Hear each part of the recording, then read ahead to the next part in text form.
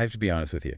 When I first looked at the stack of research for today, I had a bit of a wait what moment. Oh, yeah. We spend so much time on these deep dives talking about the future. AI, the attention economy, Oh, biohacking. stuff that's shaping our tomorrow. Exactly.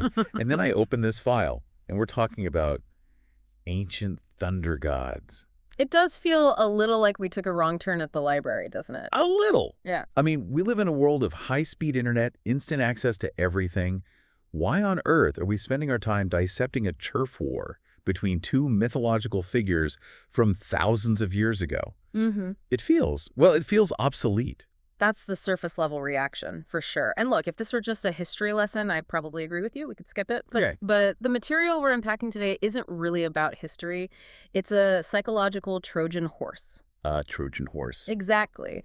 It looks like a story about gods and lightning bolts, but once you let it in, you realize it's actually about you. It's about the way the human mind handles uncertainty. The source material argues that looking at these two specific figures, Indra and Vajrapani, it leads us to a question that is, honestly, kind of terrifying. Yeah, I caught that in the reading. It's the question of when the lights in our lives go out, what do we have left to hold on to? And they don't mean when the power goes out. No, they mean when the lights go out. Right. Crisis, Right. loss, mortality. The moment when your internal narrative just crashes, that is what this deep dive is actually about.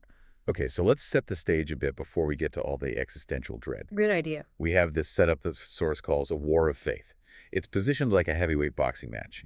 In one corner, we have Indra, and in the other, we have Vajrapani. Mm. So for those of us who didn't major in Eastern religious studies, who exactly are these guys? So Indra is the classic old-school heavyweight in the early Buddhist texts, and even before that, he's the king of the gods, he's the thunder wielder. Like the Zeus of ancient India. That's a perfect way to put it. He's regal, he's powerful, and for a long time, he was the guy you prayed to for protection. He's the establishment candidate. Precisely. He represents the old guard.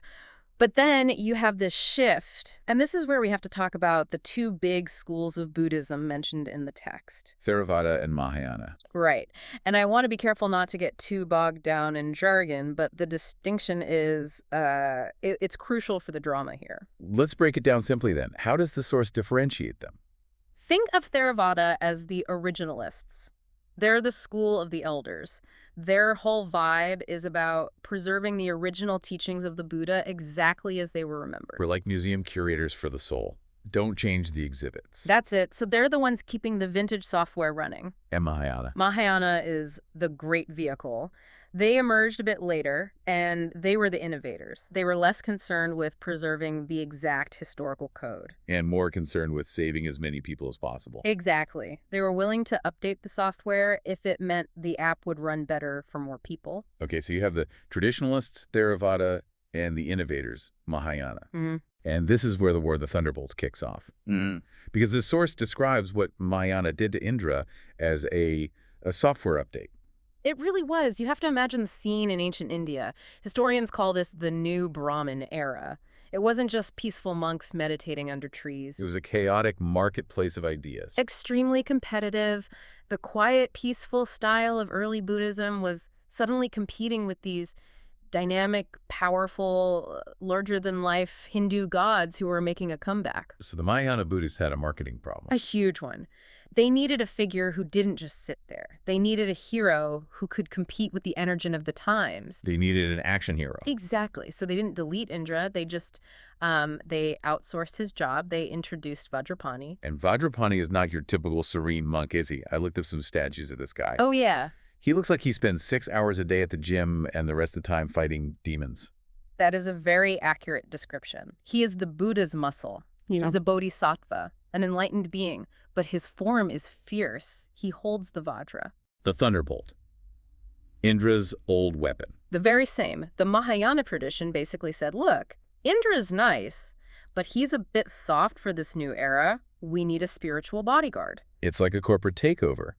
Indra gets a demotion to middle management, and Vajrapani gets the corner office because he can handle the aggressive market conditions. That's a great way to put it. It was an attempt to upgrade the belief system to match the intensity of the cultural moment. But then you look at the Theravada approach.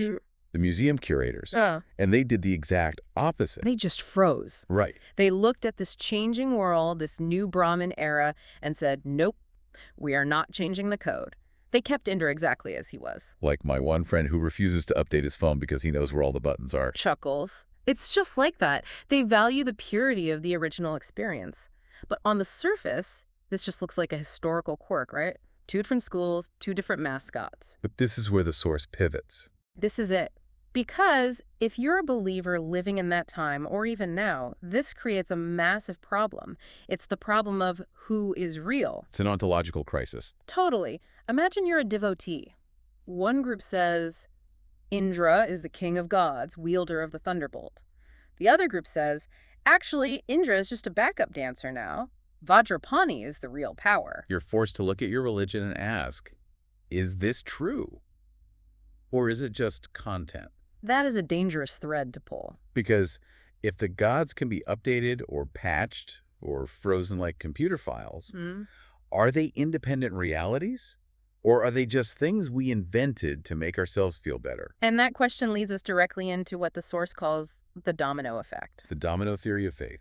And it ties it to something I think we all struggle with, which is the historical gap. This is the uncomfortable reality. We weren't born in the Buddhist time. We weren't there. We're relying on what the text calls mouth-to-mouth transmission. Which sounds a bit like CPR, but they mean oral tradition. It's like a game of telephone for hundreds of years. Right.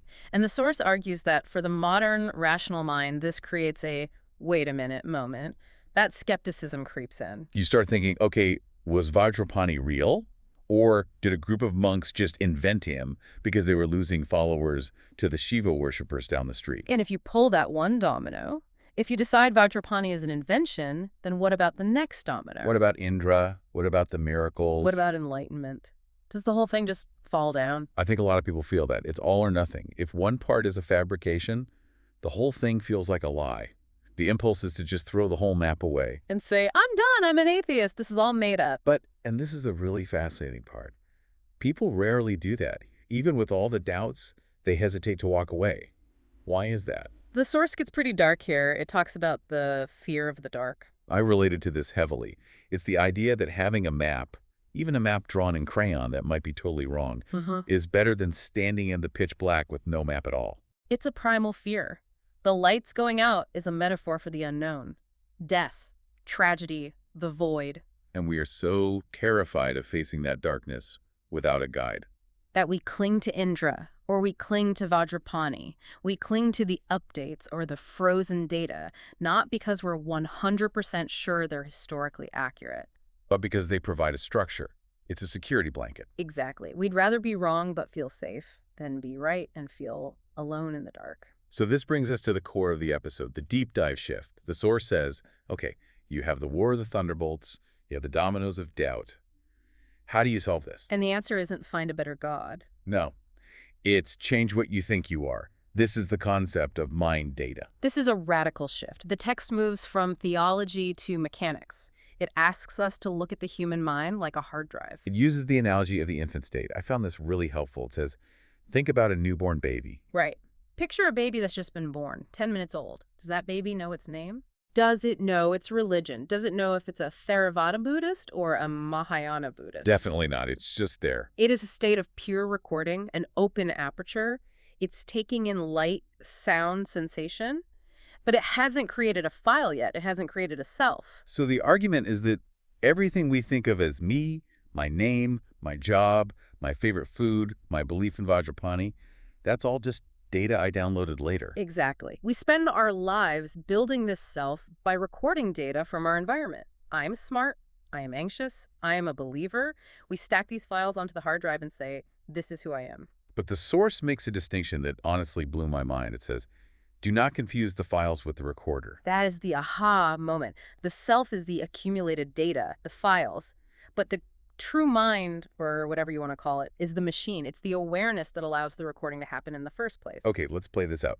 Why does this solve the domino problem? Why does this stop me from being terrified of the lights going out? Well, think about what we're actually afraid of. When we fear death or a crisis of faith, we're afraid of losing our story. We're afraid of the files being corrupted or deleted. Right. If I stop believing in Vajrapani, who am I? If I lose my memory, do I cease to exist? Yeah. But if you shift your identity, if you realize, wait, I am not the files, I am the recorder, then even if the files are wiped, the recorder remains, the awareness remains. It's the difference between the movie playing on the screen and the screen itself. That's a great analogy. You can play a tragedy, you can play a comedy, you can turn the movie off completely, but the screen is still there. Exactly. The screen doesn't get wet when the movie shows a rainstorm. The recorder isn't damaged when the data is bad. This offers a kind of liberation. Losing your story isn't the same as losing your existence. It reframes religion entirely. In this context, learning about Indra or Vajrapani isn't about signing a contract of allegiance, it's just processing data. Sword is just data. That's the mantra. Mm-hmm. It helps you realize that these stories, whether they're the frozen data of Theravada or the updated software Mahayana, they're just information passing through the system. They aren't you. I love that. It takes the pressure off. You don't have to defend the historical accuracy of a thunder god to feel secure. You just say, okay, that's interesting data. And this leads to what the source calls the tourist mindset. Yes. This was the practical application part. Because we can get very heady with this I'm the recorder stuff, but how do we actually live like that? The source says, be a tourist. Think about a tourist walking through a foreign city. They look at a beautiful cathedral, they appreciate it, they might even feel moved by it. But they don't try to buy the cathedral. They don't attach their identity to it. They just experience it, and then they move on. So once you understand this mind data concept, searching for information on these religions becomes recreational. In a sense, yes. You aren't doing it frantically to save your soul or build a fortress of belief. You're browsing the App Store. I like that image. I'm scrolling through the spiritual app store. I see Vajrapani. He represents strength, fierce determination, cutting through delusion. And I think, you know what? I need a bit of that right now. So you download the update. Right. I install the Vajrapani update. I use that strength. But, and this is key, because I know it's just software, I don't get stuck in it. If later on you need peace and stability, maybe you uninstall Vajrapani and reinstall Indra. You're customizing your interface, updating your software to align with reality while you're still breathing, but you're not confusing the software with the hardware. You know that eventually the screen will go black, eventually the body fails, the hard drive stops spinning. And that brings us to the backup generator. We started this whole deep dive by asking, what do we have left to hold on to when the lights go out? And we found out the answer isn't a specific god, it isn't Indra, it isn't Vajrapani. Those are just apps. The only true backup generator, the thing that keeps working when the narrative fails, is that state of mind, the recorder, the capacity to be empty. To return to that infant state. If you can cultivate a mind that doesn't cling to the data, to the identity, the name, the specific theological arguments, then when the darkness comes, you aren't afraid. Because you aren't losing yourself. You're just clearing the cache. Clearing the cache. It's a very modern way to look at ancient wisdom, but it fits.